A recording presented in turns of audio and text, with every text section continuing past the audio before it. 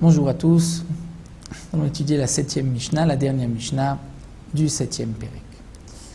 La Mishnah nous enseigne En megadlim be'madaka be'eretz Israël. On ne fera pas l'élevage du menu bétail en Eretz Israël sur la terre d'Israël. Pourquoi? Pour le principe de Yishuv Eretz Israël, pour que la terre soit habitée, pour que ce que l'on plante sur la terre ne soit pas abîmé.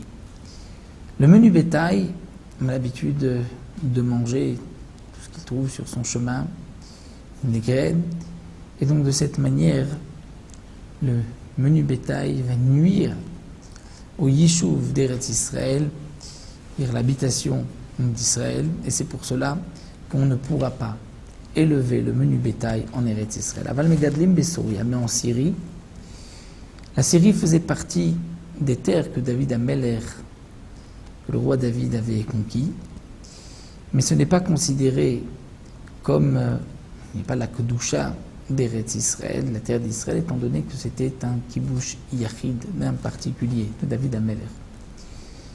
Donc on pourra faire de l'élevage du menu bétail en Syrie. Ou bemidbarot chez Eretz Israël, ou dans les déserts d'Israël, d'Eretz Israël, on pourra élever le menu bétail, étant donné qu'il n'y a rien qui pousse dans le désert. En megadlim tarnegolim Yerushalayim, on ne pourra pas élever des poules à Jérusalem, à Yerushalayim, à Kodashim, à cause des korbanot. Les korbanot sont mangés à Yerushalayim.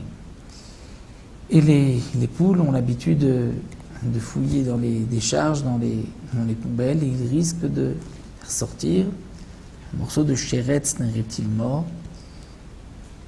Et donc ce reptile mort risque ensuite de rendre impur les korbanot de Yerushalayim, donc il n'y avait pas d'élevage de poules à Yerushalayim. Velo kohanim beretz Israël, et les kohanim qui mangeaient la terouma dans tout Israël, eux aussi se devaient de ne pas faire d'élevage de poules, parce que les poules peuvent apporter l'impureté, et les kohanim devaient manger la terouma, ce prélèvement sur les récoltes de la terre, qui devait être mangé en état de pureté. Donc velo kohanim beretz Israël mipnei atarot, à cause des tarot de la terouma. La Mishnah nous dit En megadlim chazirim bechol makom, on ne peut pas élever de cochons bechol makom, dans tous les endroits. C'est-à-dire nulle part. Le juif ne peut pas élever le cochon. Pour quelle raison? La Gemara nous explique, c'est ce que le Barthénora nous rapporte, que lorsque, à l'époque du deuxième temple, du deuxième Beth Amikdash, les rois de Hashmonaïm se sont disputés l'un contre l'autre, ils avaient l'habitude d'apporter malgré tout le korban tamid chaque jour. Donc les rois Hashmonaïm se disputaient, il y avait un roi à l'intérieur de la vieille ville, un autre à l'extérieur, et ils sont sortis en guerre l'un contre l'autre. Malgré tout, ils apportaient tous les jours le korban tamid. Donc de l'extérieur, ils apportaient une bête. Cette bête était levée et apportée comme korban tamid, comme compte quotidien, à l'intérieur du Beth Amikdash. Un jour, un homme a conseillé à ceux de l'extérieur de ne pas leur envoyer un korban. Tant qu'il y a le korban, il leur a dit, vous ne pourrez pas les vaincre. Il leur a dit, vous allez, la prochaine fois, lorsqu'ils vont vous donner de l'argent pour acheter un korban, vous allez leur faire monter un cochon.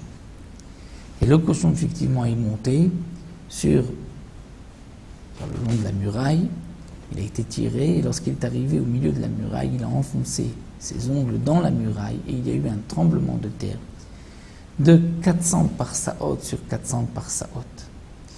Une parsa, c'est environ 4 km. On imagine 400 parsaot sur 400 parsaot, un tremblement de terre. Et à ce moment-là, les Chachamim ont maudit celui qui va élever le cochon. Arour amegadel chazem. Donc on ne pourra pas élever le cochon bechol makom, dans n'importe quel endroit. La Mishnah termine, le Egadel Adam est à Kelev. On ne pourra pas non plus élever un chien. Un chien méchant qui risque de mordre, il va aussi aboyer, et il peut provoquer une fausse couche à une femme. Et là, sauf s'il est attaché avec une chaîne.